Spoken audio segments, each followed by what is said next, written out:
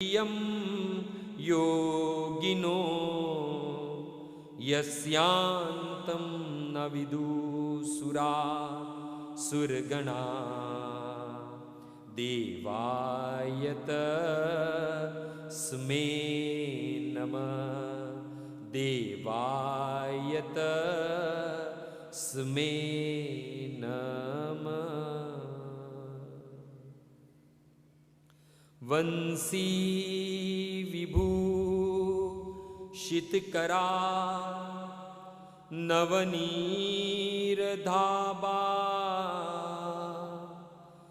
पीताम्बरदरुणबिम्बफलधरोष्टा पूर्णेन्दुसुन्दरमुखार अरविन्दनेत्रा कृष्णा परं किमपि तत्त्व अहं न जानी।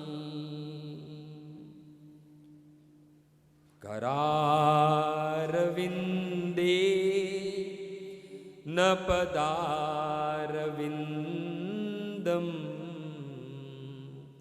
मुखारविन्दे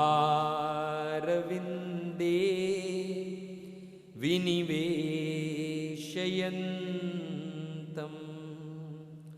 वटस्य पत्रस्य पुटे शयानं बालं मुकुन्दं मनसा स्मरामि। श्री कृष्ण गोविंद हरे मुरारे हे नाथ नारायण वासुदेव जिह्वे पिबस्वामृत में तदेव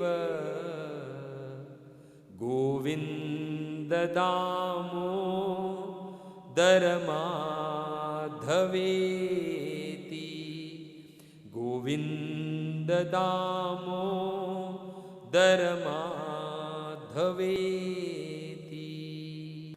मखेश्वरी क्रियेश्वरी स्वदेश्वरी शुरेश्वरी त्रिवेद भारतीश्वरी प्रमाण शासनेश्वरी रमेश्वरी क्षमेश्वरी प्रमोदकाननेश्वरी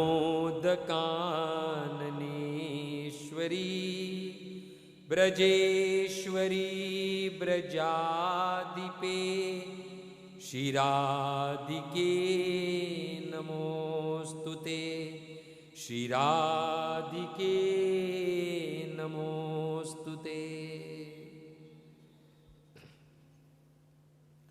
जय जय राधा रमण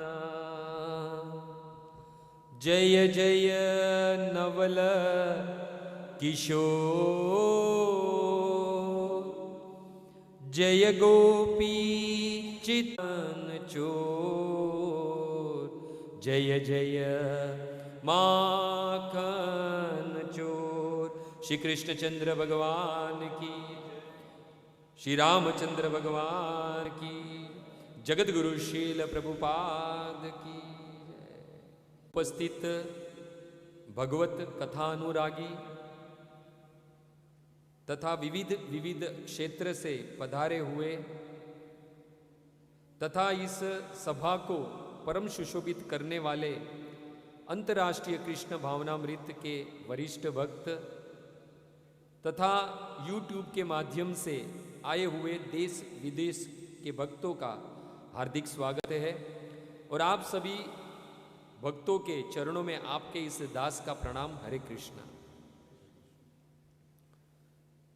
तो भक्तों, गत सत्र में हमने भगवान के शुद्ध भक्त परीक्षित महाराज के जन्म कर्म विलापनम, उनके जन्म, उनके कर्म और उनके मोक्ष उद्धार की कथा हमने श्रवण की। किस प्रकार भगवान ने उत्तरा के गर्भ में उस द्रोण के पुत्र अश्वत्थामा के द्वारा जो ब्रह्मास्त्र छोड़ा गया था, उस ब्रह्मास्त्र को भगवान ने वैष्णवम तेज आसाध्य, मात्र अपने तेज से ही उत्तरा के गर्भ में प्रवेश करके, जो ब्रह्मास्त्र था, जो अमोघ था, जिसका कोई निवारण नहीं कर सकता था, जिसका कोई तोड़ नहीं था, भगवान ने मात्र अपने तेज से ही उस ब्रह्मास्त्र को निरस्त कर दिया। भक्तों, सुध गोस्वामी कहते, यह इदम माया देव्या सूर्यति अवंती हंती अंज। भक्तों, ये सब अजन्मा जो कृष्ण है, उनकी माया के कारण जो ये भौतिक जगत को उत्पन्न करते हैं, उसका पालन करते हैं और उनका अंत कर देते, यानी संहार कर देते हैं। तो ये सब कुछ भगवान के दिव्य कर्म है। भक्तों, भागवत के आरंभ में ही सुत गोस्वामी कहते हैं कि मुह्यंती यत सूर्य है, वो बड़े बड़े देवताओं को भी मोहित कर देते हैं। और ऐसे ही भगवान के जन्म कर्म चमे दिव्यम पर ये 5 दिवसीय कथा का हम सब लोग ने यहाँ पर आयोजन किया है। उसमें खास सहयोग है बारोट परिवार का, तो उस बारोट परिवार का भूरी भूरी धन्यवाद। तो भक्तों, वही परीक्षित महाराज की जिज्ञासा से इस संसार को भगवान की कथा प्राप्त हुई। हमने गत सत्र में ही सुना कि जब तक परीक्षित महाराज के हम जन्म कर्म और विलापनम यानी उद्धार की कथा जब तक श्रवण नहीं करें, तब तक भगवान कृष्ण की कथा में हमें प्रवेश नहीं मिल सकता है। और भक्तों, भगवान की कथा का क्या कहना। पद्म पुराण की क्रिया योग सागर, भक्तों, वेद व्यास जी जैमिनी ऋषि से कहते हैं कि भगवान की कथा कैसी है। कहते हैं, यत्र यत्र मही भागे वैष्णवी वर्तते कथा, सानिध्यम तत्र भगवान जहाति कदाचन। कहते हैं जैमिनी ऋषि, ये भगवान की कथा पृथ्वी के जिस जिस भाग पर होती है। कौन सी कथा? भगवान के जन्म कर्म, भगवान के दिव्य गुणों की जो कथा पृथ्वी के जिस जिस भाग पर होती है, यत्र यत्र मही भागे सानिध्यम तत्र भगवान, भगवान स्वयं वहां पर उपस्थित होते हैं। भक्तों, स्वयं उपस्थित होते हैं। आज हमारा सौभाग्य है कि आज हमें ये कथा जो है वो इस मलाड़ क्षेत्र में प्राप्त हो रही है। तो अवश्य शास्त्र के इस श्लोक के आधार पर हम ये जान सकते हैं कि भगवान स्वयं यहां पर अवश्य उपस्थित है। भक्तों, और कहते हैं कि हे जैमिनी जहाति कदाचन, एक तो यत्र यत्र मई भागे, जिस जिस जगह पर, जिस जिस पृथ्वी पर, जिस स्थान पर भगवान की कथा होती है, भगवान जो है वो वहां पर सानिध्य, वहां पर नित्य, वहां पर उपस्थित रहते हैं। और कहते हैं जैमिनी ऋषि जहाति कदाचन, वो उस स्थान को छोड़कर कभी भी नहीं जाते हैं, कभी भी नहीं जाते हैं। और भगवान की कथा की महिमा बताते बताते वेद व्यास जी पद्म पुराण में जैमिनी ऋषि से कहते हैं, तत्र तीर्थानि सर्वाणि गंगा आदि द्विजोत्तम, देवर्ष्य च देवाच मनुय च तपोधना। हे जैमिनी ऋषि, जिस स्थान पे भगवान की कथा होती है वहां पर समस्त पवित्र नदियों में श्रेष्ठ मां गंगा है, वहां पर विद्यमान रहती है। इतना ही नहीं, सभी तीर्थ वहां पर आके विद्यमान होते हैं। सभी देवर्षि गण, देवता गण, मुनि गण तथा तपस्वी गण है, वो भी वहां पर उस स्थान पर आकर उपस्थित रहते हैं। तो हमने गत सत्र में सुना कि भागवत का 9वां स्कंद जब सुखदेव गोस्वामी ने परीक्षित महाराज से कहा, तो उस नवम स्कंद के अंत करते करते 24वें अध्याय में भगवान कृष्ण की लीला का संक्षिप्त में वर्णन किया।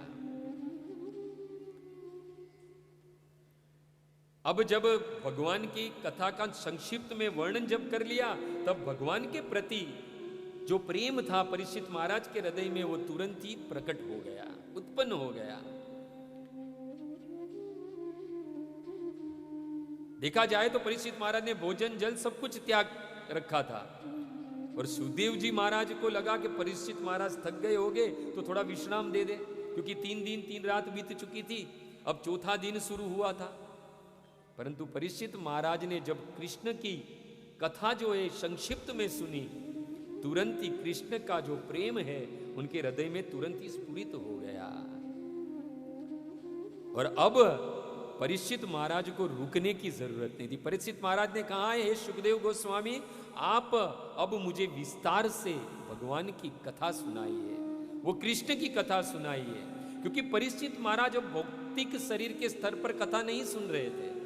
परीक्षित महाराज अब आध्यात्मिक स्तर पर उनकी बुद्धि जो है वो भगवान में लग चुकी थी। अब वो जो कथा है वो आत्मा के स्तर पे सुन रहे थे, और आत्मा का खुराक हमने कल ही श्रवण किया कि आत्मा का जो खुराक है वो भगवान की कथा है।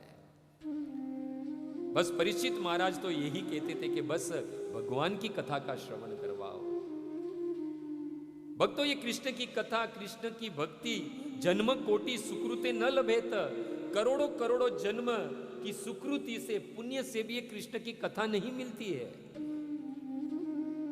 कृष्ण भक्त रस भाविता मति क्रियताम यदि कुतोपि लभेत, जिस स्थान पे, जिस जगह पर कहीं पे भी भगवान कृष्ण की कथा मिले, उसे तुरंत ही प्राप्त कर लेना चाहिए। क्योंकि कृष्ण की कथा और भक्ति को प्राप्त करने का मूल्य क्या है? इस संसार में सभी वस्तुओं का कुछ न कुछ मूल्य है। तो प्रश्न उठ सकता है कि कृष्ण की कथा प्राप्त करने का मूल्य क्या है, उसकी भक्ति प्राप्त करने का मूल्य क्या है? तो शास्त्र कहता है, तत्र लोल्यम अपि मूल्य एकलम। कृष्ण की कथा है, उसको प्राप्त करने का मूल्य, जो उसका मूल्य है वो क्या है? लोलियम, यानी उत्कंठा। और यही उत्कंठा आज परीक्षित महाराज के हृदय में उत्पन्न हुई है। और परीक्षित महाराज कहते हैं कि हे मुनि सतम अवतरीय यशो यदो वंशे भगवान भूत भावन, जो पूर्ण पुरुषोत्तम भगवान कृष्ण, जो इस विराट जगत के एकमात्र कारण है, जो यदुवंश में प्रकट हुए, उस यदुवंशी श्री कृष्ण के कार्यकलापों के और उनके दिव्य चरित्र का आदि से लेके अंत तक मुझे श्रवण कराइए। हमने कल ही श्रवण किया कि बहुत सारे प्रश्न पूछे कि उस कृष्ण ने कस्मात मुकुंद भगवान पितु गेहात व्रजम, जन्म लेते ही भगवान कृष्ण ने क्यों अपने पिता का घर छोड़कर व्रज में गए, नंद बाबा के यहाँ? वह वासम ज्ञाति भी अपने संबंधियों के साथ कितने वर्ष रहे? बाद में व्रजे वसम किम अकरोत मधुपुरियाम च केशव, मथुरा लीला और ब्रज लीला विस्तार में सुनाइए। उन्होंने अपने मामा का वध, कंस का वध क्यों किया? कति वर्षाणी विष्णु भी, वो कितने वर्ष तक श्री कृष्ण वृष्णियों के वंश में रहे? बाद में कहा कितनी पत्नियां थी उनकी, और यदि पुरायम स अवास्तित कति, और वो द्वारिका में कितने वर्ष रहे? ये सारा जो कृष्ण की कथा है वो विस्तार से बताइए। और भक्तों, यही उत्कंठा को देखते हुए सुखदेव गोस्वामी ने परीक्षित महाराज को बड़े विस्तार से भगवान की कथा का श्रवण करवाया, जो भागवत के 10वें स्कंद में आती है। भक्तों, भागवत में 12 स्कंद है। भक्तों, उस 12 स्कंद में सबसे बड़ा स्कंद यदि है तो 10वां स्कंद। और 3 लीला मुख्य रूप से परीक्षित महाराज को श्रवण करवाई सुखदेव गोस्वामी ने।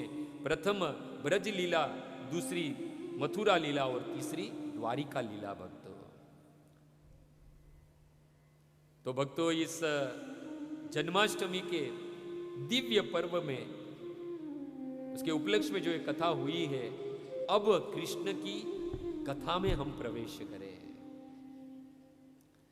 भगवान देवताओं की प्रार्थना से गो विप्र सुर साधु नाम अर्थाय, गायों की, साधुओं की, देवताओं की और ब्राह्मणों की रक्षा के लिए भगवान जो है इस धरातल पर अवतार लेते हैं।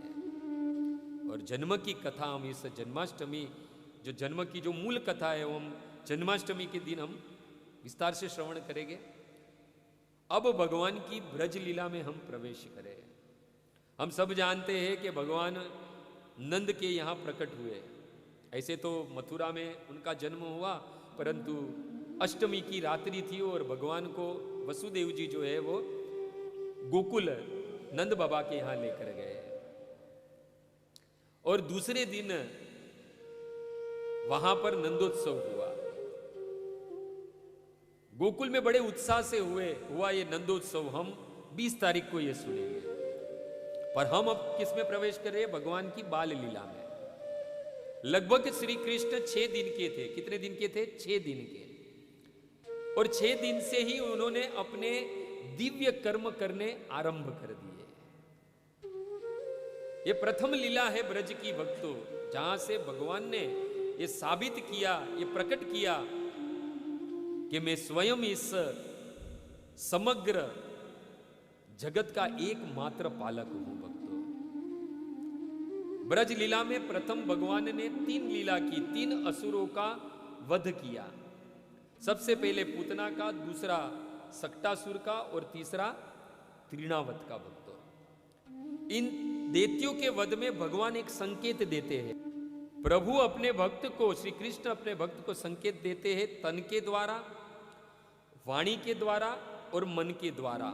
निरोध करना चाहते हैं, वो अपने भक्तों को अपने निकट रखना चाहते हैं। ये 3 लीला हम विस्तार से सुनेंगे। ऐसे तो बहुत सारी लीला है, 90 अध्याय है। ये 5 दिन तो बहुत ही कम है।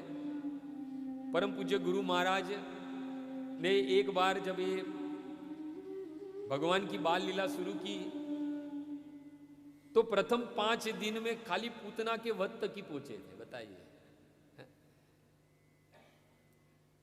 और हमें क्या है? हमें भगवान की कथा विस्तार से सुनने। देखो, परीक्षित महाराज ने भी जिज्ञासा क्या किया? विस्तृतम, मुझे विस्तार से बताइए। परीक्षित महाराज ने कुछ घाई नहीं किया।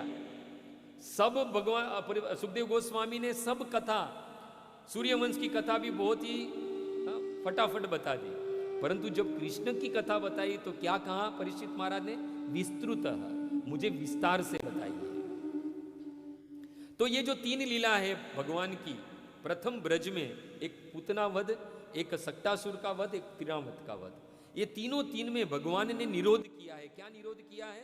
तन के द्वारा, वाणी के द्वारा और मन के द्वारा। तो प्रथम निरोध जो भगवान करते हैं इस पूतना वध में, वो है तन का निरोध। सबसे पहले है वो तन का निरोध करते हैं। हम सब जानते हैं कि जब नंद बाबा वसुदेव के आदेश अनुसार घर लौटते हैं तब एक विशाल राक्षसी को मरा हुआ देखते हैं। सुखदेव जी कहते हैं, परीक्षित, जब नंद बाबा घर गोकुल वापस लौट रहे थे तब उनके मन ही मन सोच रहे थे कि आखिर वसुदेव ने मुझे गोकुल शीघ्र, अति शीघ्र लौटने के लिए क्यों कहा। देखा जाए तो नंद बाबा जब कृष्ण का जन्म हुआ और 6ठे दिन जो है वो नंद बाबा जो है वो 5वें दिन शायद निकले होंगे कंस को कर देने के लिए। क्या देने के लिए? कर देने के लिए, यानी टैक्स देने के लिए निकले। और वहां पर उन्होंने कंस को कर दिया और बाद में उनकी भेंट वसुदेव से हुई। हम सब जानते हैं कि कंस ने उस वसुदेव और देवकी को छोड़ दिया था, क्योंकि अभी 8वां पुत्र कहीं और जन्म ले चुका है, उसको पता चल गया था। और बाद में उसने वसुदेव और देवकी को छोड़ दिया था और वसुदेव और देवकी दोनों मथुरा में रह रहे थे।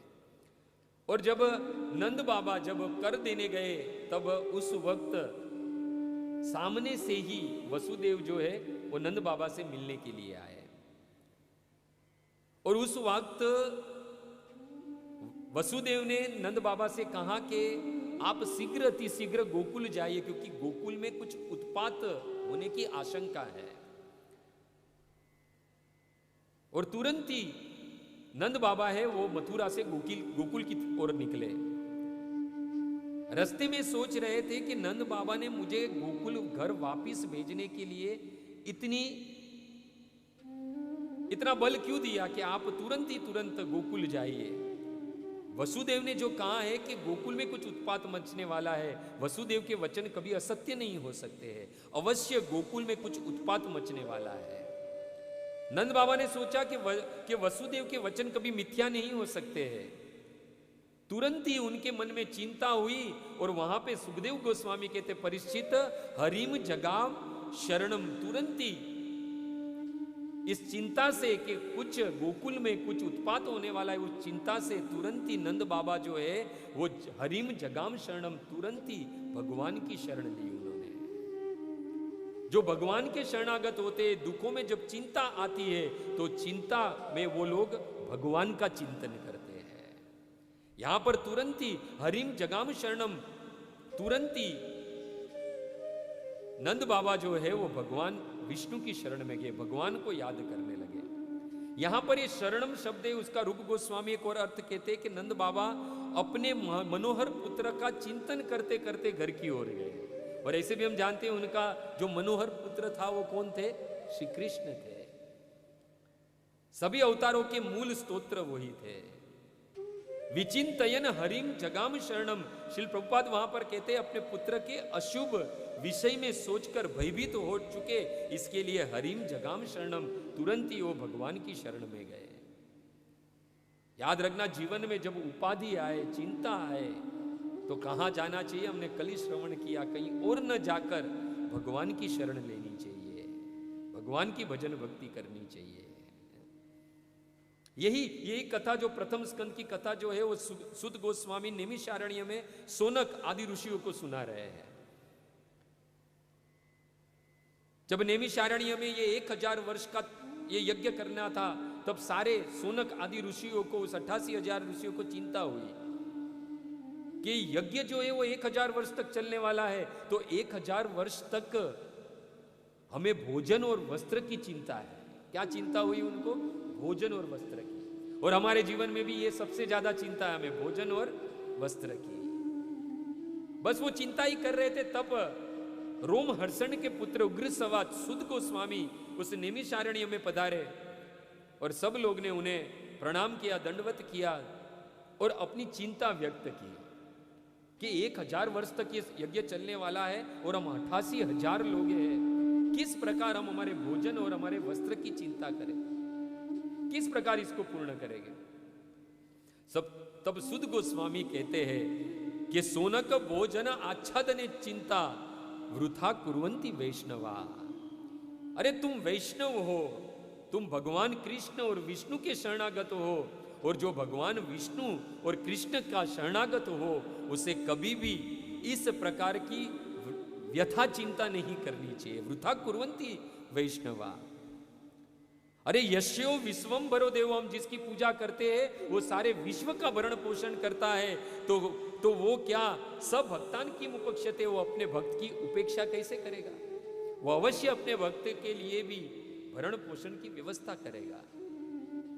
भक्तों, भगवान की कृपा तो देखो, जब बच्चा अपनी माँ के गर्भ से निकलता है तो उस वक्त भी भगवान जो है उसके भोजन की व्यवस्था उसके माँ के स्तन के दूध के द्वारा करते हैं। ये है हमारे भगवान, यस्यो विश्वम्भरो देवो। और परम पूज्य गुरु महाराज तो यहां तक कहते हैं कि नंद महाराज जो है वो वैष्णवों के मुकुटमणि है। और वैष्णवों का स्वाभाविक एक स्वभाव होता है कि जब जीवन में चिंता और भय आए तो हरि जगाम शरणम, तुरंत ही भगवान की शरण लेते हैं। देखो, चिंता है ना, बहुत ही अभाग्नी है। गोस्वामी तुलसीदास जी कहते हैं कि चिंता से घटे रूप और ज्ञान, चिंता बड़ी अभाग्नी, चिंता चिता समान। चिता तो आदमी को मरने के बाद जलाती है, परंतु चिंता जो है वो आदमी को जीते जी जलाती है। भक्तों, तुलसीदास जी कहते हैं चिंता बड़ी अभाग्नी, चिंता चिता समान। तुलसी भरोसे राम के निर्भय होके सोए, होनी अनहोनी नहीं होनी, होनी हो सो होए। अरे जो राम और कृष्ण के शरणागत है उन्हें कोई ज्यादा चिंता नहीं होती है, क्योंकि उनका भरण पोषण, उनकी रक्षा करने वाले साक्षात विश्वम्बर है, साक्षात इस अखिल ब्रह्मांड के नायक, इस अखिल ब्रह्मांड के एकमात्र ईश्वर श्री कृष्ण है भक्तों। यहां पर जैसे ही चिंता हुई, क्योंकि वहां पर अभी अभी कृष्ण का जन्म हुआ था और चिंता थी नंद बाबा को कि वसुदेव ने कहा है कि कुछ गोकुल में उत्पात होने वाला है। तो उन्होंने तुरंत ही भगवान से प्रार्थना की, हे प्रभु क्वचित उत्पात न भवेत है, हे कृष्ण, हे विष्णु, हे नारायण, उस गोकुल में कोई उत्पात न हो। यदि भवतो उत्पात हो, यदि उत्पात हो भी जाता है तो कृपया नश्यंती, कृपया करके उसका नाश कर देना।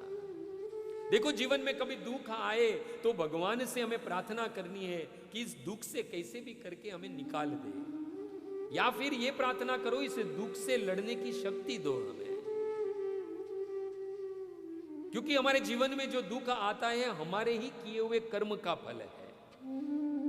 लक्ष्मण जी सुमंत्र जी से कहते हैं रामायण में, काहू न कोहू सुख दुख कर दाता, निज कृत्य भोग सब भ्राता, निज कृत्य कर्म भोग सब भ्राता। इस संसार में कभी भी कोई किसी को दुख नहीं दे सकता। यदि हमारे जीवन में दुख आता है तो हमारे ही किए हुए पापों का फल जो है वो दुख के स्वरूप हमारे जीवन में प्रकट होता है। यहां पर भगवान की शरण ली और भगवान से नंद महाराज कहते हैं कि क्वचित उत्पात न भवेत भवती उत्पातो कृपया नश्यंती। यदि प्रभु, यदि कोई उत्पात होता है तो उसे नष्ट कर दीजिए, और हे नाथ मेरे पुत्र की रक्षा करना। बुद्धिमान वही है, श्री प्रभुपाद कहते हैं कि संकट में, चिंता के समय हरि जगाम शरणम, जो भगवान की शरण लेता है।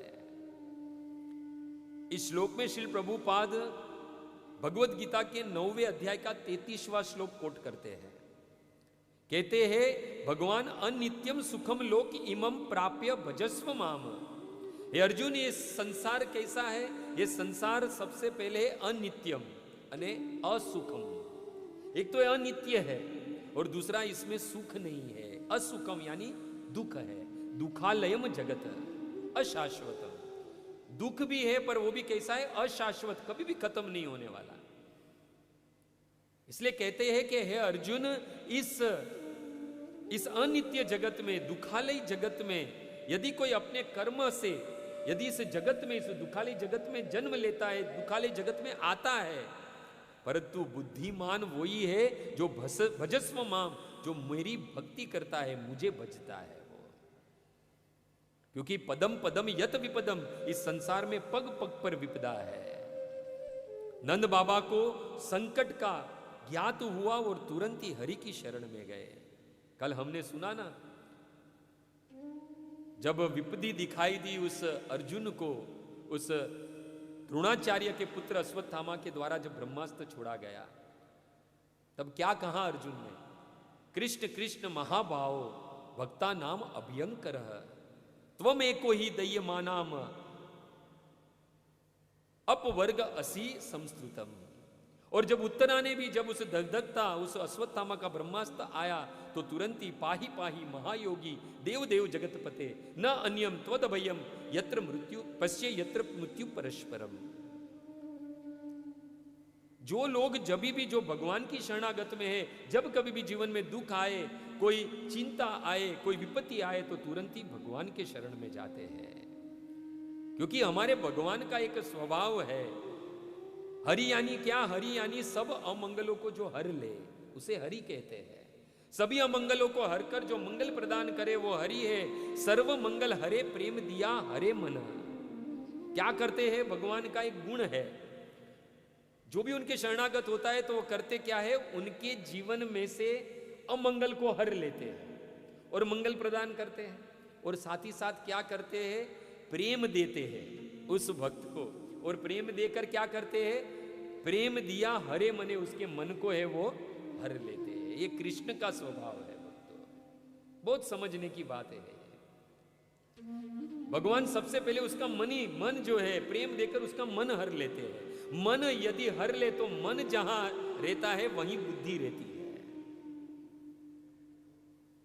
इसलिए जब उद्धव जी आते हैं, गोपियों से कहते हैं, बहुत सारी ज्ञान की बात करते हैं, तो गोपियां क्या कहती है कि उद्धव मन न भयो 10-20 है। उद्धव हमारे पास 10-20 मन नहीं है, एक ही मन है, और एक भयो सो गयो श्याम संग।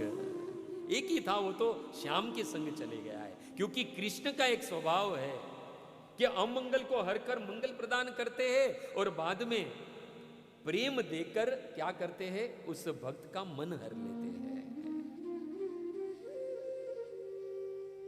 वहां पर नंद बाबा को वसुदेव के वचनों पर बड़ी ही श्रद्धा थी, क्योंकि वो बड़े संत पुरुष थे। अरे उनके वचनों पर तो कंस जैसा दुराचारी भी विश्वास करता था। देवकी को नहीं मारा, हा? कहा जितने भी पुत्र जन्म होंगे मैं अपने हाथों से तुम्हें दे दूंगा। कंस भी जानता था कि वसुदेव कभी असत्य नहीं बोलते हैं। क्यों? क्योंकि वसुदेव का जब जन्म हुआ था तब देवताओं ने दुंदुभी बजाई थी, इसलिए उनका एक नाम हुआ है आनक दुंदुभी। क्या नाम है एक उनका? आनक दुंदुभी। और परम पूज्य गुरु महाराज तो यहां तक कहते हैं कि ये वसुदेव की वचन की महिमा तो नारद और ब्रह्मा जी के वचनों के समान है। इतनी बड़ी बात परम पूज्य गुरु महाराज कहते हैं। वसुदेव ने ऐसे ही नहीं किया, कह दिया होगा कि गोकुल में कुछ उत्पाद होने वाला है। अवश्य कुछ न कुछ गोकुल में उत्पाद होने वाला है। और भक्तों, कुछ रात्रि का समय था, 6ठा दिन था कृष्ण के जन्म का। यही कुछ 8:30-9 बजे हुए रहेंगे, जैसे अभी बजे हैं। जब नंद बाबा महाराज गोकुल पहुंचेंगे और वो अपने आंखों से देखेंगे वो 8 मील लंबी उस पुतना को गिरी हुई, तब वो वसुदेव के वचनों पर और श्रद्धा हो जाएगी उन्हें। वसुदेव को एक देव ऋषि के रूप में देखेंगे। और इस प्रकार नंद महाराज अपने मन में चिंतन करते करते भगवान की शरण लेकर अपने पुत्र की रक्षा की कामना कर रहे थे। और भक्तों, गोकुल पर क्या संकट आने वाला है, ये सुखदेव गोस्वामी भागवत के 10वें स्कंद के 6ठे अध्याय के 2 श्लोक में कहते हैं, कंसेन प्रहिता घोरा, प्रहिता घोरा पुतना बालघातनी,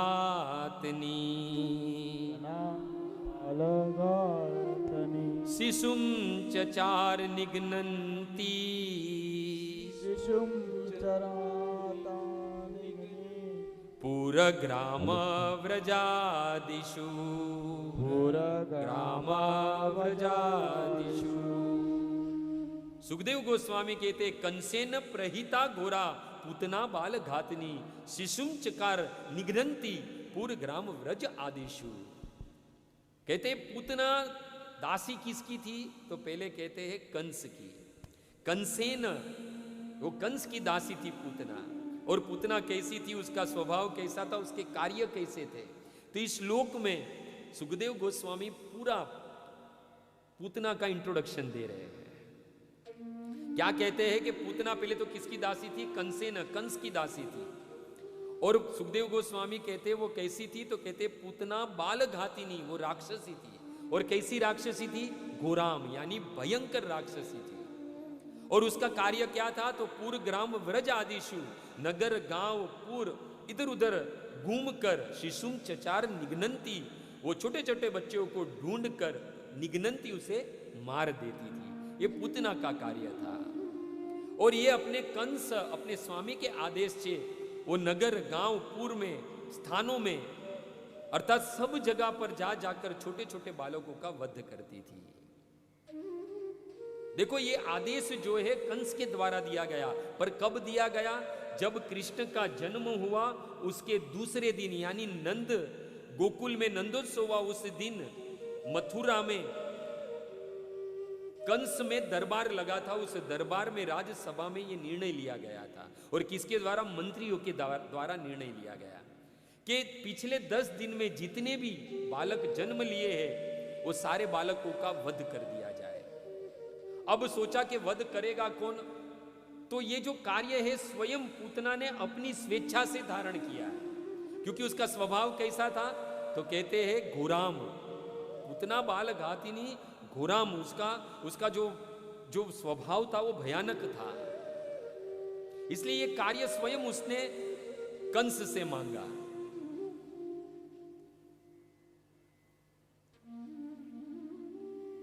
और वहां पर जब मीटिंग हुई तो वो सब मंत्रीगण ने क्या कहा कि 10 दिन पूर्व जितने भी बालक ये सब ब्रज मंडल में जन्मे सबका वध कर दिया जाए, क्योंकि इसमें से ही कोई हमारे स्वामियों को मारने वाला है।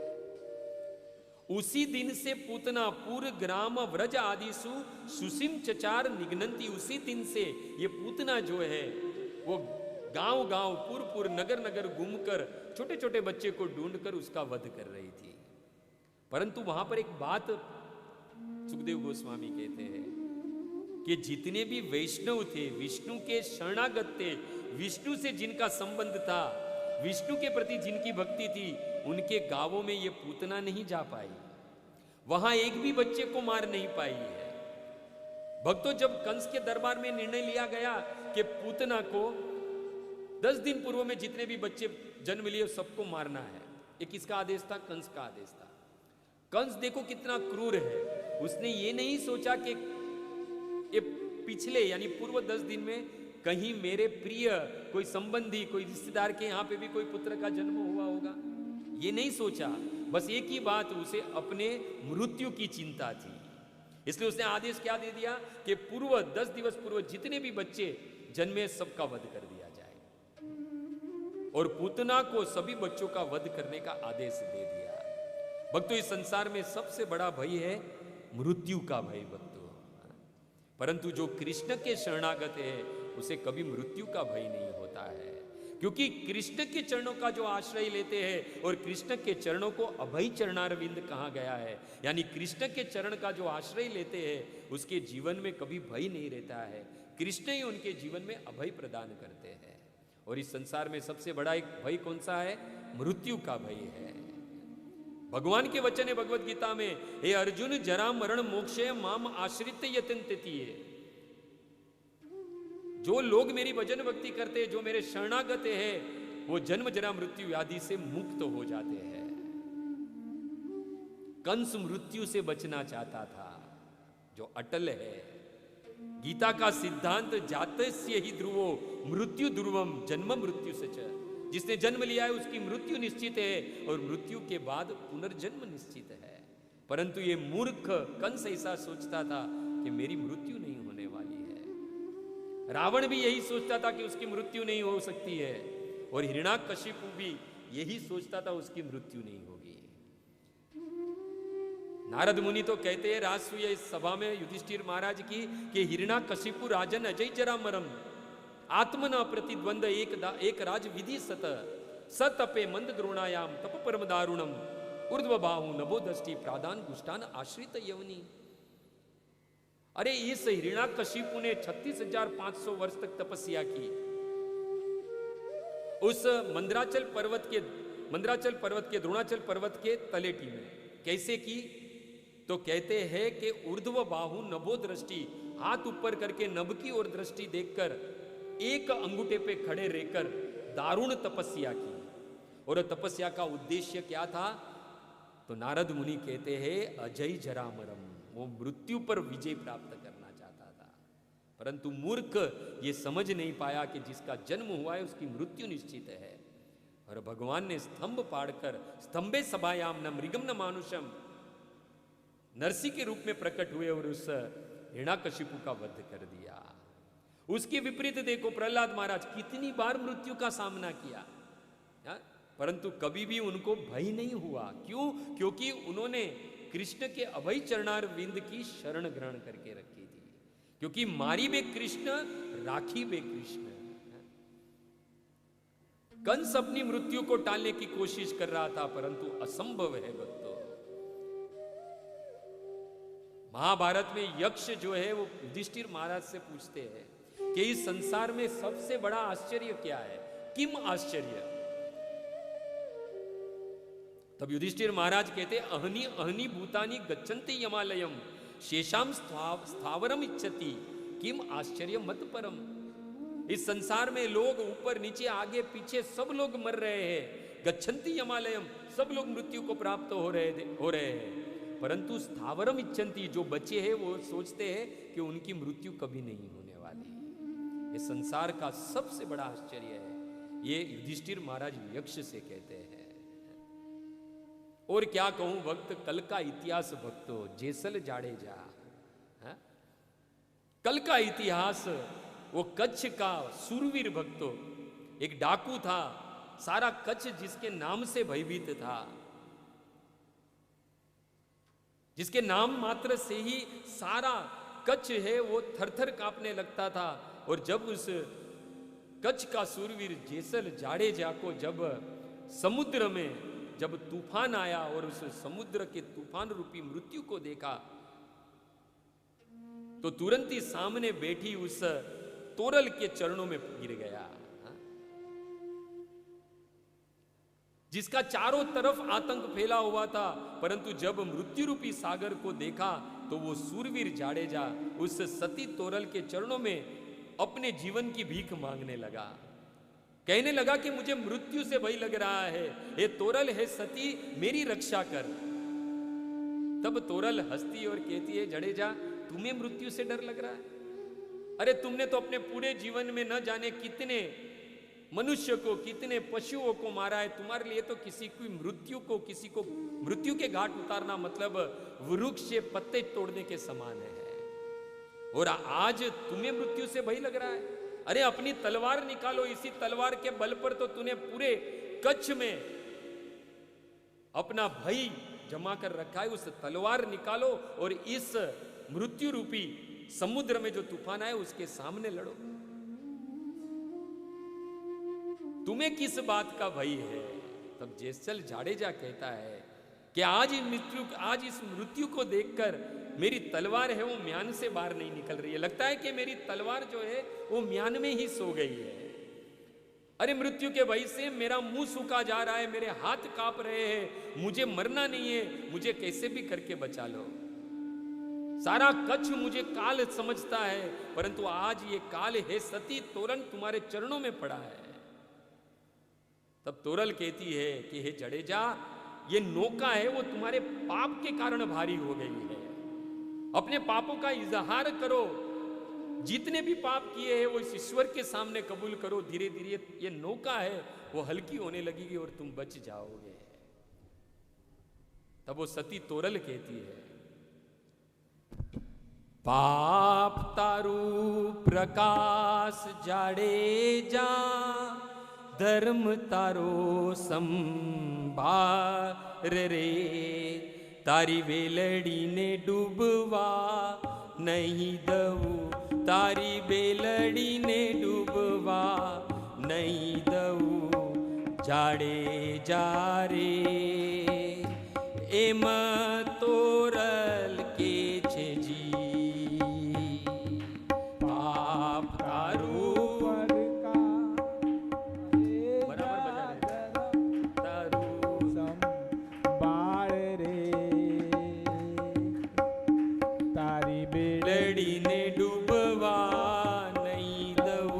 तारी नावड़ी ने डूबवा नहीं दऊ, एम तो तेरे एम जैसा के चेरे।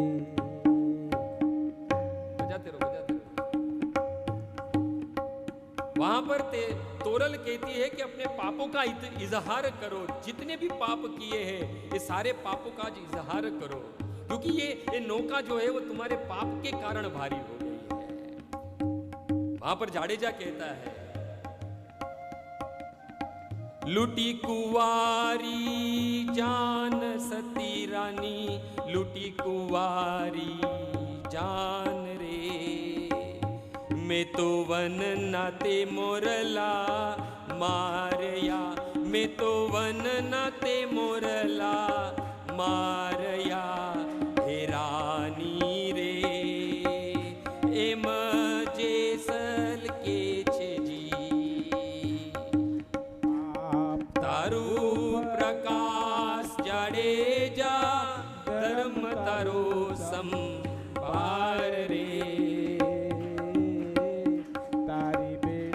ને ડૂબવા, નહીં દઉં તારી નાવડીને ડૂબવા. નહીં દઉં એ તોળા તેરે आज जो चाल के तेरे आज जडेजा जो है वो अपना पाप इजहार कर रहे हैं कि कितने पाप किए. मैंने तो पता नहीं कितनी कुंवारियों की जान जा रही थी, उस जान को लूटा है. कितने वन में घूमने वाले पशु मोर को मैंने मारा है. अरे कितने पाप गिनाऊं, वो जडेजा कह रहा है. जेटला माथे जा वाड़ सती रानी, जेटला माथे जा वाड़ रे. मैं तो एटला पाप में करिया हो रानी रे. एम जेसल के छे जी. आप तारू प्रकाश जडेजा धर्म तारू तम बाड़ रे. वेलड़ी ने डूबवा नहीं दऊ, तारी नावड़ी ने डूबवा नहीं दऊ. ओ जाड़े जा रे एम तोरल के छे जी. भक्तों, इस प्रकार वो कच्छ का जाडेजा भी जब मृत्यु को देखा तो भयभीत हो गया. मृत्यु पर किसी की विजय नहीं है भक्तों. मृत्यु की विजय तो वही प्राप्त कर सकता है जिन्होंने कृष्ण के चरणों का आश्रय लिया है. प्रमाण चाहिए तो भागवत खोलो, भागवत का ध्रुव भक्तों, जिन्होंने भगवान के चरण कमल का आश्रय लिया और मृत्यु के सिर पर पैर रखकर भगवत धाम को प्राप्त हुए हैं भक्तों. ये है कृष्ण की शरणागति की महिमा भक्तों. इस संसार में जो विषय भोगों में पड़ा हुआ रहता है, जब उसकी मृत्यु होती है ना, तब वो रोता है. परंतु जब भक्त मरता है तो वो रोता नहीं, वो तो हंसता है. विषय में फंसा हुआ जीव रोता क्यों है? क्योंकि उसे विषयों को छूटता हुआ जगत दिखाई देता है, इसलिए उसके रोना आता है. अपने पत्नी, अपने बच्चे, अपनी धन संपत्ति, सब कुछ जिसमें आसक्त है वो छूटता हुआ दिखता है, इसलिए विषयी भोगों में पड़ा हुआ जीव मृत्यु के समय रोता है, भयभीत तो होता है. परंतु जो कृष्ण का भक्त होता है वो तो कृष्ण में आसक्त होता है, इसलिए मरते समय वो विषय को छूटता हुआ संसार दिखाई देता है और कृष्ण के भक्त को मिलते हुए कृष्ण दिखाई देते हैं, इसलिए वो मृत्यु भी उसे आनंद का विषय लगती है भक्तों. श्रीपाद वल्लभाचार्य वहां पर कहते हैं कि भगवान की कृपा थी कि पूतना किसी वैष्णव के बच्चे का वध नहीं कर पाई. क्यों? क्योंकि वैष्णव जो है वो भगवान के शरणागत होते हैं और भगवान स्वयं नमे भक्त प्रणश्यति, अपने भक्त का स्वयं अपने हाथों से रक्षा करते हैं. कल ही श्रवण किया हमने, वो उत्तरा के गर्भ में भगवान सुदर्शन चक्र और अपनी कौमुदनी गदा दोनों लेके प्रवेश किए थे. उस उत्तरा के गर्भ की रक्षा स्वयं भगवान ने अपने हाथों से की थी भक्तों. और यहां पर क्या है, जब परीक्षित महाराज ये कथा सुन रहे थे तो परीक्षित महाराज भयभीत हो गए कि अब तो कृष्ण 6 दिन के और ये पूतना बाल घातिनी अभी आई है, कृष्ण को कुछ भी कर लेगी. तो परीक्षित महाराज को भय होने लगा उस वक्त. देखो, कथा ऐसे सुननी चाहिए कि हम कथा में प्रवेश कर जाए. परीक्षित महाराज जानते थे कि तो साक्षात भगवान है, परंतु उस वक्त कथा सुनते सुनते परीक्षित महाराज इतने मग्न हो गए कि परीक्षित महाराज भयभीत हो गए कि छोटा 6 दिन का बालक और वो पूतना घोराम बाल घातिनी, अब वो पता नहीं इस छोटे नन्हे शिशु का क्या करेगी. और परीक्षित महाराज को भय लगा कि कंस ने तो कृष्ण को मारने के लिए ये पूतना को भेजा है. और ये भय जो है ना, वो सुखदेव गोस्वामी परख लिए कि परीक्षित महाराज को भी यहां भय हो रहा है. अभी गुरु है, गुरु को तो सब पता चल जाना चाहिए कि शिष्य के जीवन में क्या हो रहा है. यहां परीक्षित महाराज के मन की बात, उनके भयभीत होने की, चिंता होने की बात सुखदेव गोस्वामी को पता चल गई. और सुखदेव गोस्वामी सांत्वना देते हुए कहते हैं कि हे परीक्षित, जहां पर सात्वताम भर्तु, भक्त वैष्णव गण अपने अपने कार्य करते करते श्रवणादि भी भगवान के श्रवण कीर्तन करते हैं, वो लोग न यत्र यातु धान्य, बुरे लोग राक्षस पिशाच इत्यादि का खतरा नहीं होता है। दूसरे श्लोक में, दसम स्कंद के 6 अध्याय के दूसरे श्लोक में पूतना का परिचय दिया, और पूतना का परिचय दिया, और पूतना गोकुल में आई है, इसलिए किसको कौन भयभीत हो गया? परीक्षित महाराज। अब परीक्षित महाराज को 10वें स्कंद के 6 अध्याय के तीसरे श्लोक में, यानी उसके बाद के श्लोक में ही देख लिया कि परीक्षित महाराज भयभीत हो रहे थे, इसलिए परीक्षित महाराज को सांत्वना देने के लिए सुखदेव गोस्वामी कहते हैं कि न यत्र श्रवणादि भी रक्षोग नानी स्वकर्मसु कुर्वन्ति सात्वताम वर्तु यातु धान्य च तत्र ही। कहते हैं परीक्षित महाराज, जो लोग अपने कार्य करते करते भगवान का चिंतन करते हैं, न यत्र यातु धान्य, ये बुरे लोग राक्षसी पिशाच, ये पूतना जैसे जो पिशाच गण है, जो राक्षस है, उनको खतरा नहीं होता है, क्योंकि उनके मन में निरंतर भगवान का चिंतन होता है। बहुत ये श्लोक में एक शब्द बहुत ही समझने जैसा है, सर्वकर्मसु, अपने सभी कार्यों को करते करते श्रवण आदि भी, भगवान की कथा का श्रवण करते हैं और कीर्तन करते हैं। याद कीजिए उस कुरुक्षेत्र की भूमि, भगवान अर्जुन से क्या कहते हैं कि अर्जुन युद्ध करो, पर युद्ध करते करते मेरा स्मरण करो। हम होते तो भगवान से कहते कि अगर आपका स्मरण करेंगे, कहीं से बाण आ गया तो लग गया, हमारा तो अच्युतम केशवम हो जाएगा। परंतु भगवान यहां कहते हैं कि तस्मात् सर्वेषु कालेषु माम अनुस्मरम युद्धस। ये अर्जुन युद्ध करते करते सभी काल में, सभी परिस्थितियों में मेरा स्मरण कर। मयि अर्पितो मन बुद्धि, अपनी बुद्धि है वो मुझ में अर्पित कर दे। माम एव एष्यस्य संशय, इसमें कोई संशय नहीं है कि मैं तेरी रक्षा नहीं करूंगा। ये भगवान के वचन है। आगे हम जब भगवान की माखन चोरी लीला सुनेंगे, उसमें भी सुखदेव गोस्वामी कहते हैं उस वक्त जो यशोदा है वो भी अपने घर के कार्य में लगी थी, भगवान के लिए माखन बना रही थी। उस वक्त भी यानी यानी च गीतानी तत बाल चरितानी च दधि निर्मंथने काले स्मरंती तानी अगायत। उस वक्त भी अपना कार्य करते करते भगवान के सारे दिव्य कर्मों को याद कर रही थी, उनकी बाल लीला को याद कर रही थी। और यहाँ पर सुखदेव गोस्वामी परीक्षित महाराज का भय दूर करने के लिए कहते हैं, हे परीक्षित, डरने की जरूरत नहीं है। जो लोग भगवान का श्रवण आदि भी, भगवान की कथा सुनते हैं, भगवान का कीर्तन करते हैं, उनको कभी भी ऐसी पिशाची से, ऐसी राक्षसों से खतरा नहीं होता है। और यही बात जो है, जो कृष्ण की भक्ति परायण है, जो नारायण भक्ति के परायण है, उसे कभी भी किसी भी चीज से भय नहीं होता है। जब पार्वती ने जब चित्रकेतु महाराज को श्राप दिया, तब देवादिदेव महादेव पार्वती से कहते हैं, क्योंकि पार्वती ने जब श्राप दिया तो चित्रकेतु महाराज ने अपने शिरोधार्य करके चले गए। तब शिव जी कहते हैं, देवी ये देखो, ये वैष्णव गण है, ये भगवान विष्णु और कृष्ण और राम के भक्त है। अगर ये चाहते तो तुम्हें श्राप देते, तुम जलकर भस्म हो जाती। परंतु धन्य है ये भगवान विष्णु और कृष्ण और राम के भक्त, नारायण पणा सर्वेन कृतश्चन्न बिभ्यति। किसी भी अवस्था में ये नारायण परायण, जो नारायण की भक्ति में है, जो कृष्ण की भक्ति में, वो कभी भी भयभीत नहीं होते हैं। उनको चाहे स्वर्ग मिले, नरक मिले कि अपवर्ग मिले, तुल्य अर्थ दर्शनम, उसके लिए तो सब एक समान है। न बिभ्यति, वो कभी भी डरते नहीं है। और भक्तों, ये भगवान की कथा की महिमा क्या कही जाए, जिसमें भगवान के दिव्य गुण, कर्म, लीला, उनके नाम की महिमा है, उस कथा का तो क्या कहा जाए।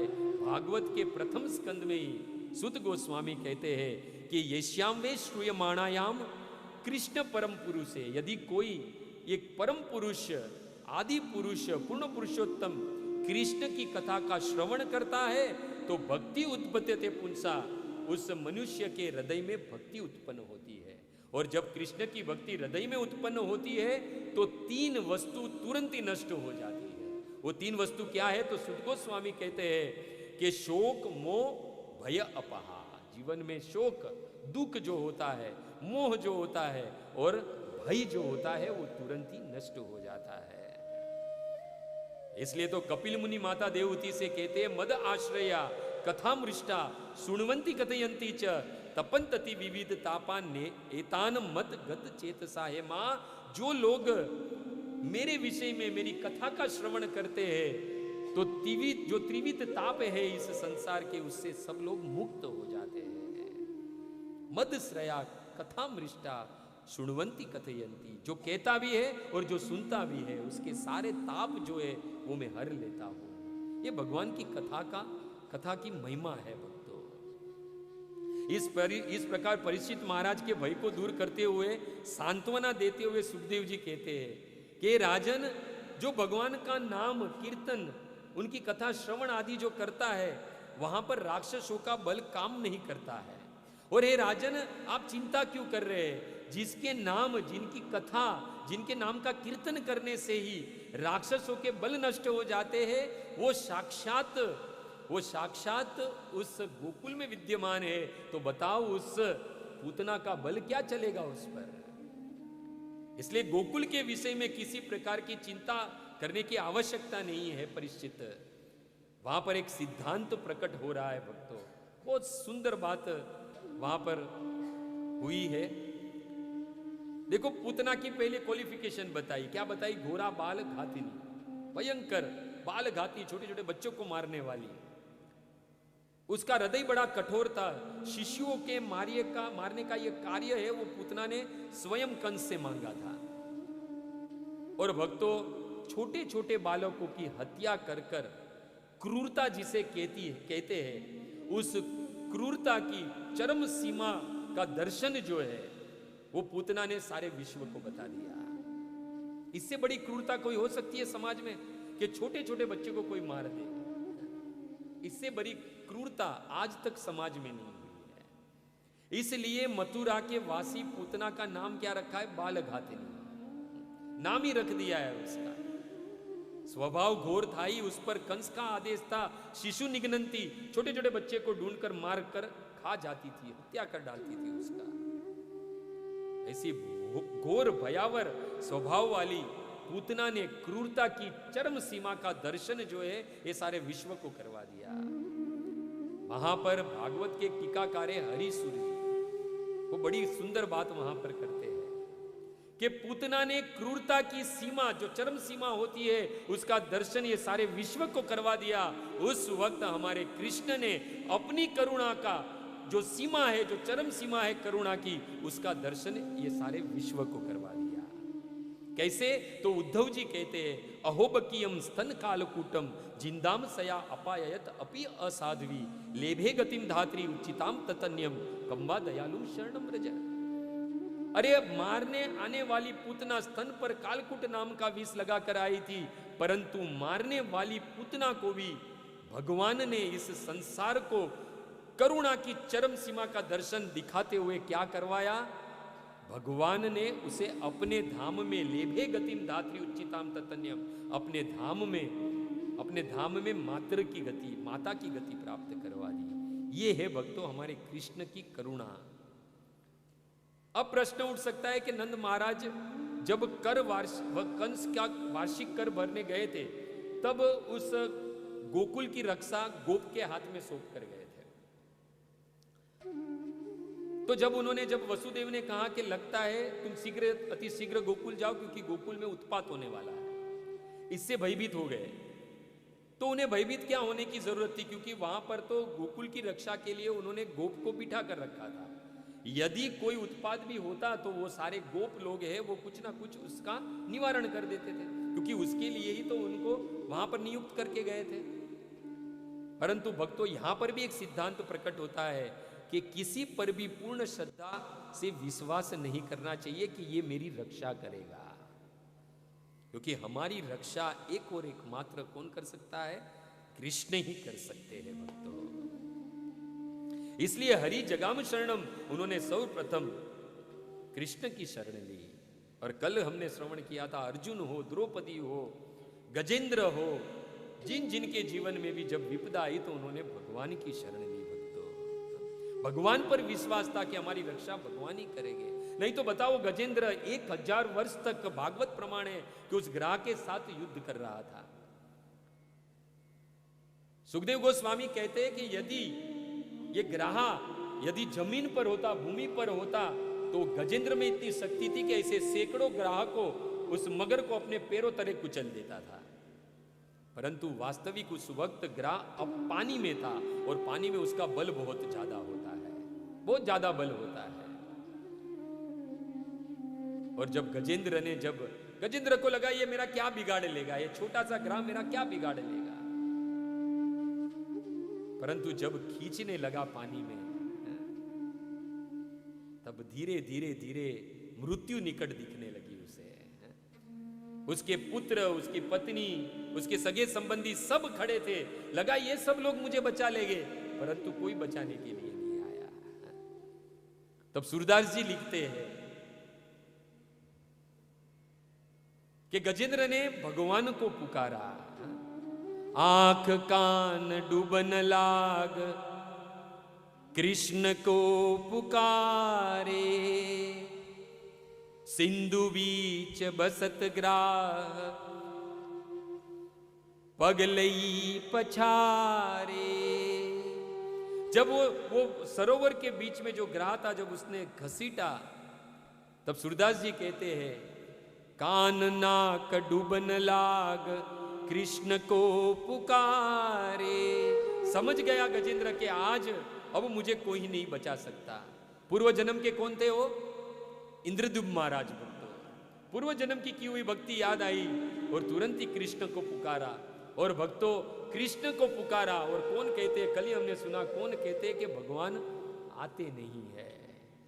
सूरदास जी कहते हैं, द्वारिका में शब्द गयो शोर भयो बारे।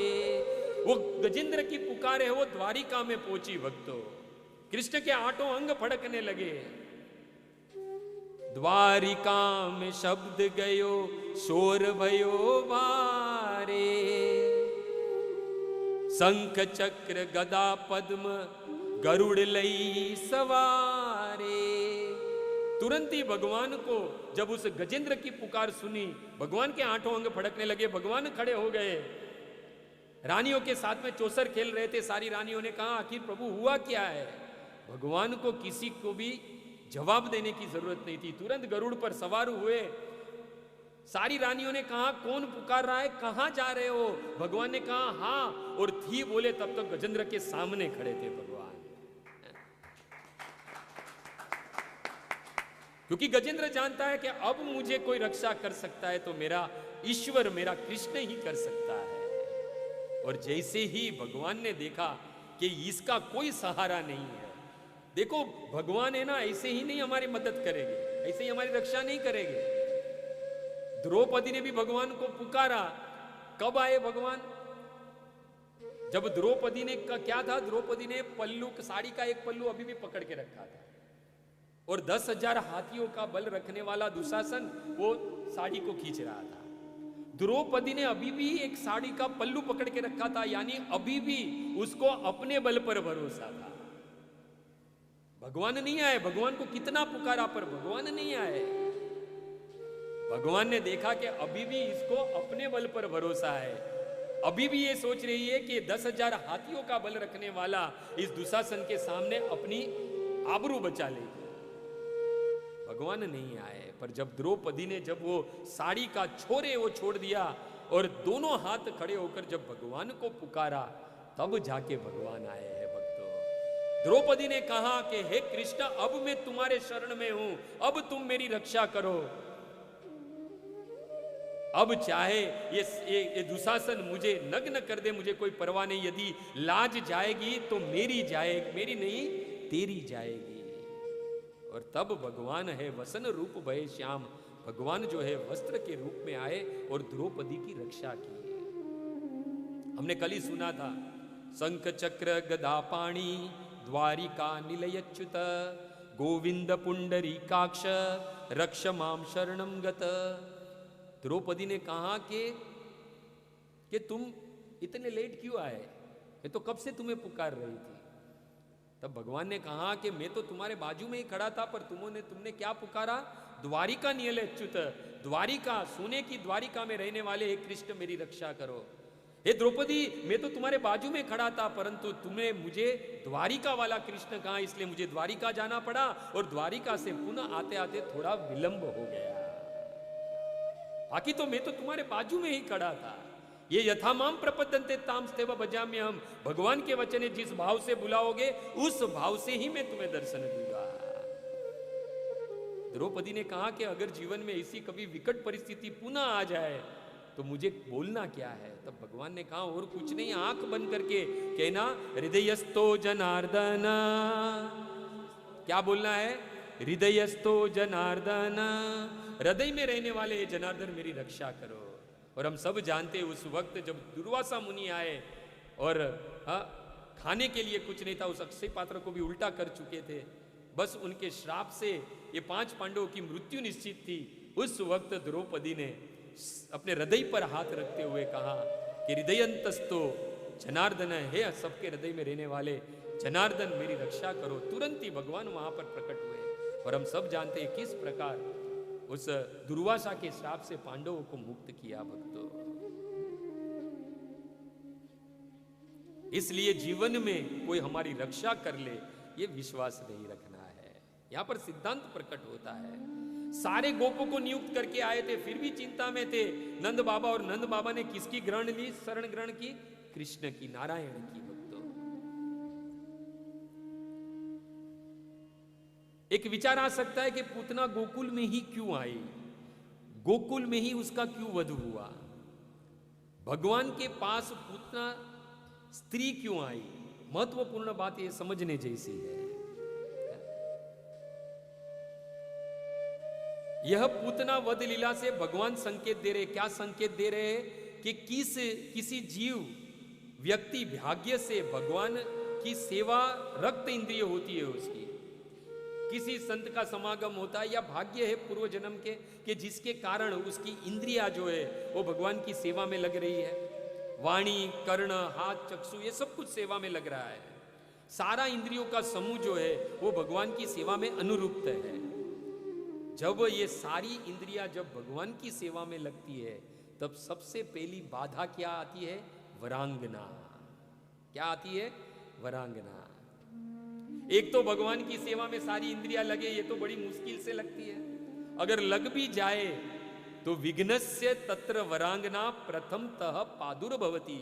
सबसे पहला विघ्न कौन सा आता है? वीरांगना भक्तों। गोकुल मतलब क्या? गोकुल का एक अर्थ है गायों का समूह, दूसरा गोकुल का अर्थ यह है गो यानी इंद्रिया, इंद्रियों के समूह को भी गोकुल कहा गया है। और जब ये सारी इंद्रियां कृष्ण की सेवा में लगती है तो कहते हैं सबसे पहला विघ्न जो है वो आता है वीरांगना। वीरांगना आता है सबसे पहला विघ्न भक्तों। आप देखो सोबरी ऋषि, भगवान की माया उनको स्पर्श न करे, विषयों में आसक्ति न लगे, इसलिए यमुना के जल में 60,000 वर्ष तक तपस्या की। कितने वर्ष तक? 60,000 वर्ष तक यमुना के जल में।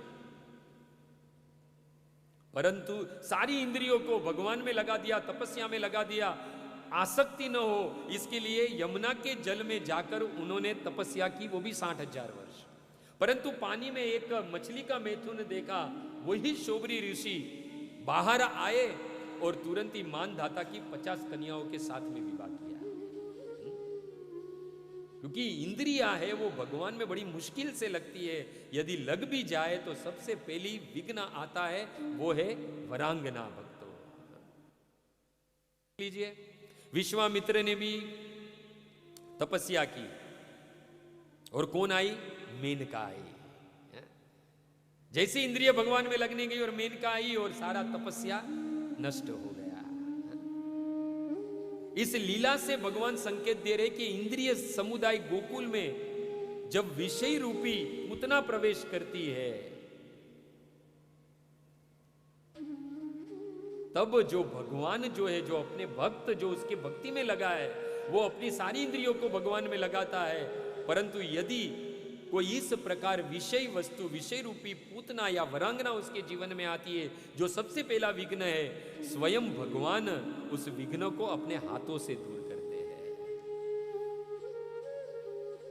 न यत्र इति न यत्रेति, जहां पर भगवान का कीर्तन नहीं होता है, भगवान की कथा का श्रवण नहीं होता है, यातु धान्य, वहां पर ये पूतना जैसी विषय रूपी राक्षसी जो है उसका प्रवेश हो जाता है।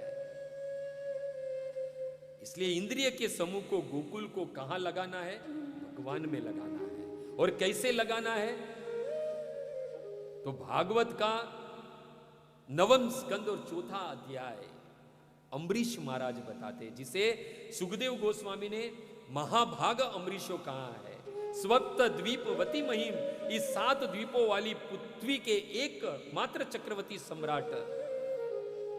नारद मुनि तो यहां तक कहते हैं कि जितनी संपत्ति अम्बरीश महाराज के पास थी, यदि किसी के हाथ लग जाए तो पागल हुए बगैर न रहे। परंतु धन्य है ये अम्बरीश महाराज, जिन्होंने अपनी सारी इंद्रियां जो है वो भगवान में लगाई। कैसे लगाई? अम्बरीश महाराज अपने आचरण से बताते हैं कि सारी इंद्रियां भगवान में कैसे लगानी है। प्रश्न उठ सकता है, हमारी इंद्रियां है, आंख है, कर्ण है, नासिका है, ये हाथ है, पैर है, ये जीवहा है, ये कैसे भगवान में लगे? तो भागवत का 9वां स्कंद और 4थे अध्याय में अम्बरीश महाराज कहते हैं 18, 19 और 20 श्लोक में, 18वें श्लोक में कहते हैं, सवे मने कृष्ण पदार विंदयो वाचांसी वैकुंठ गुणानुवर्णने करो हरेर मंदिर मार्जनादेशु श्रुतिम चकारच्युत सतकथा उदेय। अम्बरीश महाराज कहते हैं सबसे पहले सवे मने कृष्ण पदार विंदयो, सबसे पहले अपने मन को कृष्ण के चरणों में लगा देना है। हमने सुना ना कि भगवान हमारे अमंगल को हर कर क्या करते हैं? मन को चुरा लेते हैं। भगवान को और कोई चीज प्यारी नहीं है भक्त में, उसकी धन संपत्ति, उसका रूप, ये कुछ नहीं चाहिए भगवान को। भगवान को सिर्फ अपने भक्त का मन चाहिए। और ये मन है यदि भगवान के चरण में लग जाए तो अम्बरीश महाराज के बाकी की सारी इंद्रियां जो है वो अपने आप भगवान में लग जाती है। इसलिए कहते हैं सवे मने कृष्ण पदार विंदयो, सबसे पहले अपने मन को कृष्ण के चरणों में लगा दो। बाद में वासांची वैकुंठ गुणानुवर्णने, अपनी जीवहा को कहां लगाना है? भगवान की गुणानुवाद में लगाना है। कहते करो हरेर मंदिर मार्जना देसु, ये इस हाथों को भगवान के मंदिर का मार्जन करने और भक्तों की सेवा में लगाना है। कहते श्रुतिम चकार अच्युत सतकथा देय, कहते हैं इस कर्ण से भगवान की कथा का श्रवण करना चाहिए। और कहते हैं मुकुंद लिंग मालयम दर्शने दसो तद्भृत्य गात्र स्पर्शे समगमम ध्राणम च तदपाद सरोज सवरभे श्रीमते तुलसी रसनाम तदर्पितम। उस मुकुंद का अपनी इस आंखों से दर्शन करो और तत् भृत्य गात्र स्पर्शे समगमम, अपने कृष्ण के, विष्णु के जो भक्त है उनके अंगों का स्पर्श करो। ध्राणम च तदपाद सरोज सवरभे, अपनी नासिका से भगवान के चरणों में रही हुई तुलसी और चंदन का सुगंध लो। और श्रीमती तुलसाम रसनाम तदर्पितम, और रसनाम यानी इस जीवा को भगवान का प्रसाद दो। और आगे कहते हैं पादो हरे क्षेत्र पादानुसर्पणे शिरो ऋषिकेशाय पाद अभिवंदन कामम च दास्य न तु काम कामया यथोत्तम श्लोक जनाश्रय रति। ये पैर है वो भगवान के मंदिरों की ओर जाना चाहिए, भगवान के धाम की ओर जाना चाहिए। और ये शीश है शिरो ऋषिकेशाय पाद अभिवंदन, ये शीश को भगवान के चरणों में लगाना चाहिए। इस प्रकार अपनी सारी इंद्रियों को भगवान में लगाना चाहिए। और जो लोग अपनी सारी इंद्रियों भगवान में लगाकर रखी है उन लोगों को सुखदेव गोस्वामी कहते हैं कभी भी ये पूतना जैसी विषय रूपी जो विषय है, विषय रूपी जो ये वीरांगना है, उनके जीवन में कभी उत्पात नहीं मचाती है। भगवान स्वयं ही अपने हाथों से उसका उद्धार करते हैं और इस विषय रूपी पूतना को नष्ट कर देते हैं जिनकी इंद्रियां भगवान में लगी हो। भक्तों, हरिसूर जी वहां पर तो कहते हैं कि सांसारिक बातें करते हैं हम, और सांसारिक बातें करते करते गलती से भी यदि कृष्ण का नाम लिया जाए तो ये पूतना जैसी राक्षसी हमारा कुछ बिगाड़ नहीं सकती है। ज्यादा कुछ नहीं, असहाय बिना अनजाने में भी यदि कृष्ण का 2-3 बार नाम निकल जाए तो ये सभी राक्षस डर के मारे भाग जाते हैं। इसलिए गोकुल में जब तक साक्षात भगवान, गोकुल यानी हमारे इंद्रिय के समूह में साक्षात जब तक कृष्ण विद्यमान है, तब तक निश्चित रूप से ये पूतना जैसी घोर बाल घातनी जैसा विघ्न भगवान स्वयं अपने हाथों से नष्ट करेंगे भक्तों। तो अब कल हम सुनेंगे कि किस प्रकार वो पूतना आई और कृष्ण के साथ उसने क्या किया और उसकी गति कैसे हुई भक्तों। तो ये थी आज तक की कथा। ये अब प्रश्न उठ रहा है कि जन्माष्टमी कब मनाया जाए। ये किन किन को प्रश्न है, हाथ खड़ा कीजिए। ये किसी को प्रश्न कि जन्माष्टमी कब मनाई जाए, है ना? ज्यादातर है कि जन्माष्टमी कल मनाई जाए या परसों मनाई जाए, 18 तारीख को मनाई जाए या 19 तारीख को मनाई जाए। ये कंफ्यूजन है। जो भक्त है क्योंकि इस्कॉन से डिक्लेयर हुआ है कि 19 तारीख को जन्माष्टमी, इसलिए हम लोग 19 तारीख को मनाने वाले हैं। ऐसे तो देखा जाए तो हमारी भारत सरकार ने भी एक लेटर जाहिर किया है जिसमें खास लिखा है कि इस्कॉन द्वारा शास्त्रीय प्रमाण द्वारा 19 तारीख को ही जन्माष्टमी है। ये हमारे प्राइम मिनिस्टर नरेंद्र मोदी के द्वारा पत्र लिखा गया है, पूरे भारत में डिक्लेयर किया गया है। देखो ये कैसे वैष्णव लोग ये तय करते हैं कि कब ये जन्माष्टमी मनानी है। ज्यादातर लोग 18 तारीख गा रहे थे। भगवान के ऐसे देखा जाए तो पंचांग देखते हैं। पंचांग यानी 5 अंग। वो 5 अंग कौन से? वार, तिथि, नक्षत्र, योग और कर्ण। ये 5 अंग को पंचांग कहते हैं। और सब में ना कुछ अलग अलग देखा जाता है। किसी में वार तिथि देखी जाती है, किसी में वार और नक्षत्र देखा जाता है, किसी में योग देखा जाता है, किसी अवसर पर किसी प्रसंग में कर्ण देखा जाता है। परंतु जब जब भगवान का जन्म हो, भगवान की जन्म की तिथि आए, तो 2 वस्तुएं देखनी होती है। एक तो तिथि और दूसरा नक्षत्र। ये 2 वस्तु भगवान के जन्मदिन के वक्त देखनी चाहिए। हम सब जानते हैं कि भाद्र मास शुक्ल पक्षमी की अष्टमी तिथि की मध्य रात्रि में हमारे भगवान कृष्ण का रोहिणी नक्षत्र में जन्म हुआ है। 18 अगस्त और 19 अगस्त, ये दोनों में से किसी भी दिन की रात्रि को रोहिणी नक्षत्र नहीं है। सबसे पहली बात क्या देखनी है जन्मोत्सव में? 2 वस्तु, क्या? तिथि और नक्षत्र। अब नक्षत्र की पहले बात करें तो ना 18 तारीख को 12 बजे रोहिणी नक्षत्र है, ना ही 19 तारीख को रात को 12 बजे रोहिणी नक्षत्र है। कभी कभी 12 बजे के आसपास रोहिणी नक्षत्र आता भी है, पर कभी कभी नहीं भी आता है। और इस बार ना 18 तारीख को रोहिणी नक्षत्र है, ना 19 तारीख को रोहिणी नक्षत्र है। सबसे पहली बात। अब क्या देखना होगा? जब रोहिणी नक्षत्र नहीं है तो क्या देखना है कि कौन सी तिथि यानी कौन से दिन ये रोहिणी नक्षत्र के निकट है, कौन सा दिन, कौन सी तारीख ये रोहिणी नक्षत्र के नजदीक में है। 18 अगस्त को गुरुवार को पूरे दिन सप्तमी है। क्या है? पूरे दिन सप्तमी है। ऐसे देखा जाए तो वैष्णव लोग है वो सूर्योदय यानी उदया तिथि को मानते हैं। और 18 तारीख को यानी कल है 18 तारीख बराबर, कल 18 तारीख को सप्तमी है और पूरे दिन सप्तमी है वो कल। और अष्टमी कब बैठ रही है? रात को 12:30 बजे। कितने बजे? रात को 12:30। थोड़ी ध्यान से सुनना। किसी को हम बता सकते हैं कि हम वैष्णव, हम कृष्ण के भक्त, हम इस्कॉन वाले, गौड़ीय वाले, ब्रज वाले, क्यों हम लोग 19 तारीख को हम लोग जन्माष्टमी बना रहे हैं। कल जो है वो पूरे दिन सप्तमी है और अष्टमी कब बैठ रही है? रात को 12:30 बजे। अब भक्तों 19 अगस्त को सूर्योदय समय अष्टमी तिथि है। 18 तारीख की रात्रि को 12:30 बजे से लेकर अष्टमी तिथि आरंभ होती है और रात्रि 12:30 बजे से लेकर 19 तारीख की रात्रि 1:30 बजे तक अष्टमी है। समझ में आया मैं जो बोल रहा हूं?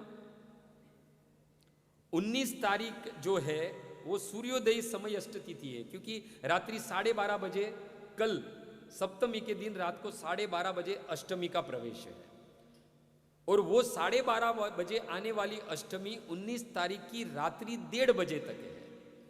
इसलिए 19 तारीख को पूरे दिन क्या है, अष्टमी है, सबसे पहली बात। और दूसरी, उदया तिथि यानी सूर्योदय के समय भी अष्टमी तिथि विद्यमान है। अब 18 या 19 दोनों रात्रि के 12 बजे रोहिणी नक्षत्र नहीं है, ये बात हमने सुनी। तो रोहिणी नक्षत्र जो है वो 19 तारीख की रात्रि को सुबह 5 बजे यानी 20 तारीख की सुबह 5 बजे रोहिणी नक्षत्र है। कितने बजे? सुबह में 5 बजे रोहिणी नक्षत्र है। अब प्रश्न उठता है कि 19 तारीख को पारायण का भी समय होता है, कोई भी व्रत करते तो उसका दूसरे दिन पारण होता है। यदि कोई 18 तारीख को व्रत रखता है यानी कल व्रत रखता है और उस व्रत को दूसरे दिन छोड़ना होता है, उसका पारण करना होता है, यानी 19 तारीख को उसका व्रत का पारण होगा जो कल व्रत रखेंगे वो। तो जब व्रत छोड़ेंगे तब कौन सी तिथि है? अष्टमी। तो अष्टमी का ही व्रत लिया है तो अष्टमी के दिन कैसे उस तिथि का पारण किया जाए, इसलिए देखा जाए तो कल जन्माष्टमी है ही नहीं, ये सीधा हिसाब है। और दूसरा, वैष्णव जो लोग रहते हैं वो पूरी रात्रि को जागरण करते हैं जिस दिन भगवान का जन्म होता है, यानी 19 तारीख को 12 बजे भगवान का जन्म होगा, पूरी रात्रि हम लोग आनंद में रहते हैं, कोई सोता नहीं है, बराबर है। और बराबर सुबह में 5 बजे से क्या है, 5:30 बजे से रोहिणी नक्षत्र है। और जन्माष्टमी जो है वो 20 तारीख को यानी 1:30 बजे खत्म हो जाने वाली है, यानी 19 तारीख को 1:30 बजे अष्टमी भी खत्म हो जाने वाली है। इसलिए 20 तारीख को सुबह में जब रोहिणी नक्षत्र है तब 6 बजे से लेके 9:30 बजे तक पारण का समय है, यानी बराबर हमारा पारण जो है वो दूसरे दिन हो रहा है जिस दिन अष्टमी तिथि नहीं है। इसलिए हम सबको 19 तारीख को ही हमें सबको जन्माष्टमी रहनी चाहिए।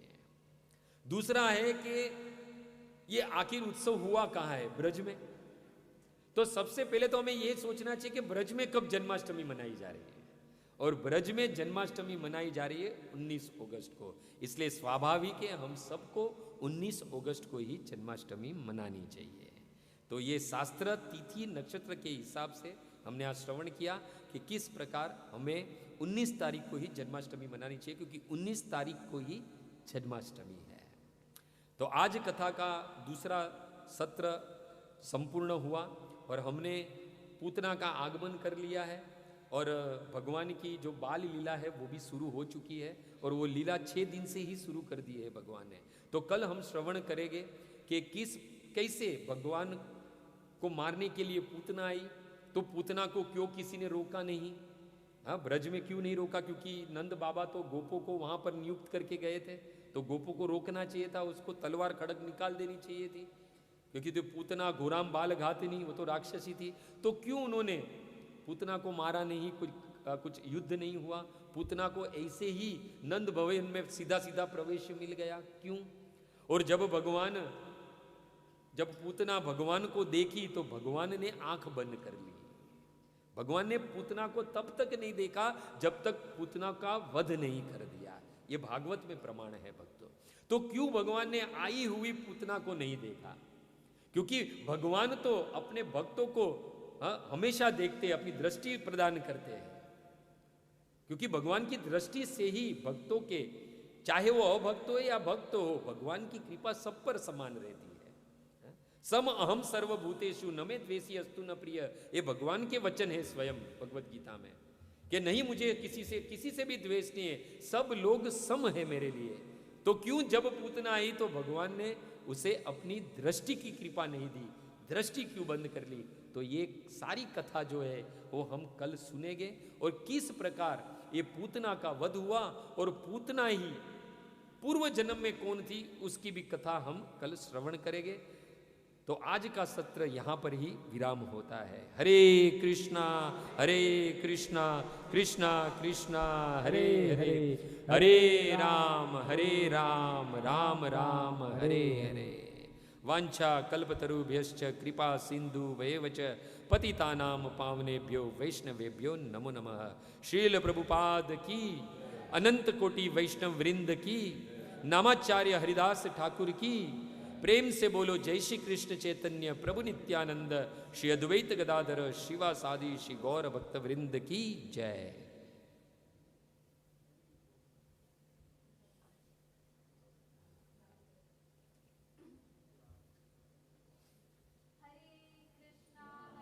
कृष्णा कृष्णा कृष्णा हरे हरे, हरे राम राम राम हरे हरे।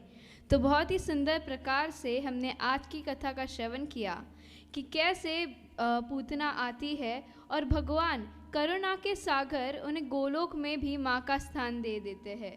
तो ऐसी अद्भुत कृष्ण कथा का श्रवण किया हमने, और यही कथा कल भी कंटिन्यू होगी। तो आप सभी से निवेदन है कि कल समय पे आ जाए। तो ऐसी सुंदर कथा के लिए आइए हम धन्यवाद प्रकट करेंगे हिज ग्रेस मनसी कृष्ण प्रभु जी का महामंत्र के द्वारा। हरे कृष्णा कृष्णा कृष्णा हरे हरे, हरे राम राम राम हरे हरे। भक्तों, जीवन में कृष्ण की और गुरु की कृपा की अत्यंत आवश्यकता है।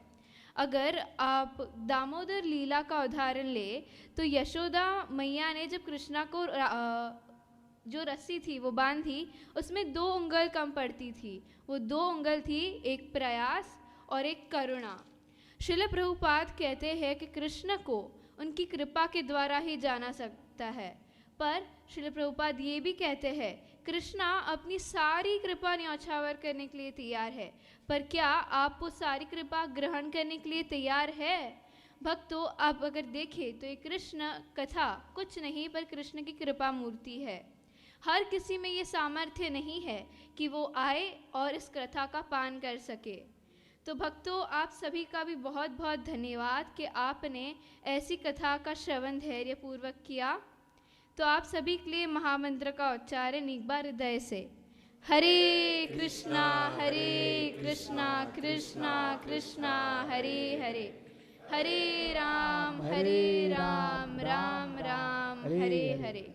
और भक्तों, भगवान से संबंध जोड़ने का सबसे सरल और एकमात्र उपाय है हरि नाम और कृष्ण कथा।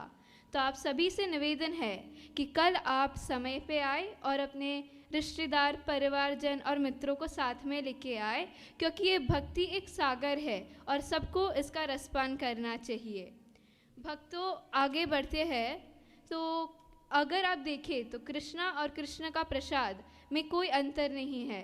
तो आज का ऐसा सुंदर स्वादिष्ट प्रसाद हमारे नरसिंह प्रभु के द्वारा आयोजित है। हमें इनसे प्रेरणा लेनी चाहिए और अपने क्षमता अनुसार सहयोग देना चाहिए। तो आइए नरसिंह प्रभु का स्टेज पे स्वागत करेंगे महामंत्र के द्वारा।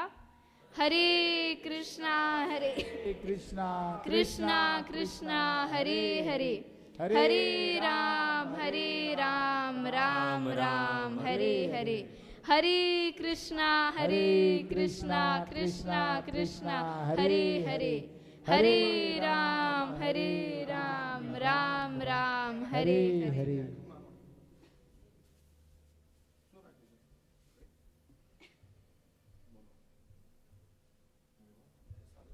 और एक बार फिर से अपने हाथ उठाकर और हृदय से हरे कृष्णा कृष्णा कृष्णा हरे हरे, हरे राम राम राम हरे हरे।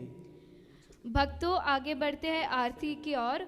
उसके पहले एक सूचना है कि जिन लोगों को प्रसाद वितरण सेवा के लिए रुचि है वो आरती के बाद तुरंत जा सकते हैं। हरे कृष्णा। जिन लोगों को प्रसाद वितरण करने में, यानी किसी को प्रसाद बांटने में, जैसे हमने अभी सुना कि भगवान के सारी इंद्रियां लगानी, उसमें हमारे हाथों को भी लगाना है, जो मंदिर की सेवा करनी है और भक्तों की सेवा करनी है। तो प्रसाद वितरण वो भक्तों की सर्वोच्च सेवा मानी गई है। तो यदि किसी को वो सेवा अगर लेनी है तो जैसे ही भागवत की आरती संपन्न होती है तो वो वहाँ जाकर अपनी सेवा दे सकता है। दूसरा, आज के जिस प्रकार नरसिंह प्रभु के द्वारा इस प्रसाद का आयोजन हुआ है, यदि किसी भक्त की अगर इच्छा हो तो वो भक्त यहाँ पर प्रसाद की सेवा करवा सकता है। इसके लिए वो महेश प्रभु से मिले और वहाँ पर उनसे संपर्क कर सकते हैं। तो खूब खूब धन्यवाद। बढ़ते हैं आरती की ओर। सभी से निवेदन है कि वे अपने स्थान पे खड़े हो जाए। हरे कृष्णा। आरती अति पावन पुराण की, आरती अति पावन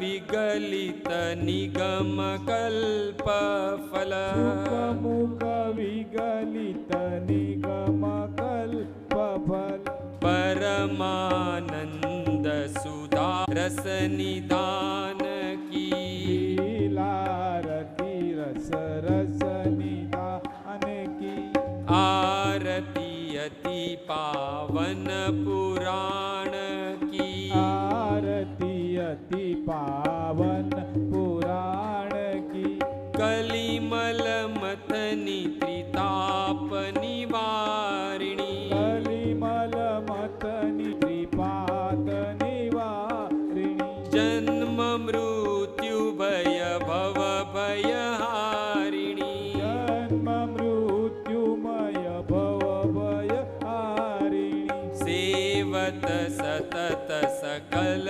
सुखकारिणी सेवत सतत सकल सुखकारिणी सुमहोषधि हरिचरित गान की सुमहोषधि विषय विलास विमोह विनाशनी विषय विलास विमोह विनाशिनी विमल विराग विवेक विनाशनी विमल विराग विवेक प्रकाशिनी भागवत तत्व रहस्य प्रकाशिनी भागवत तत्व रहस्य प्रकाशिनी परम ज्योति परमात्म ज्ञान को परम ज्योति परमात्म ज्ञान की आरती अति पावन पुराण की आरती अति पावन पुराण की परमहंस मुनि मन उल्लासनी परमहंस मुनि मन उल्लासिनी रसिक हृदय रस रास विलासनी सुजान की किंचन प्रिय सुदान की आरती अति पावन पुराण की आरती अति पावन पुराण की हरे कृष्णा कृष्णा कृष्णा हरे हरे हरे राम राम राम हरे हरे हरे कृष्णा भाव से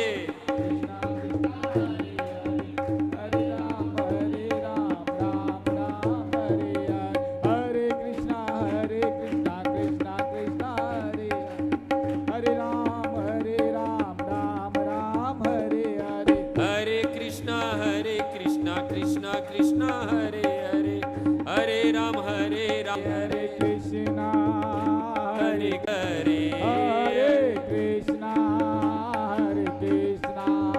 कृष्णा कृष्णा हरे हरे हरे राम हरे हरे हरे कृष्णा प्रभुपाद जय प्रभुपाद जय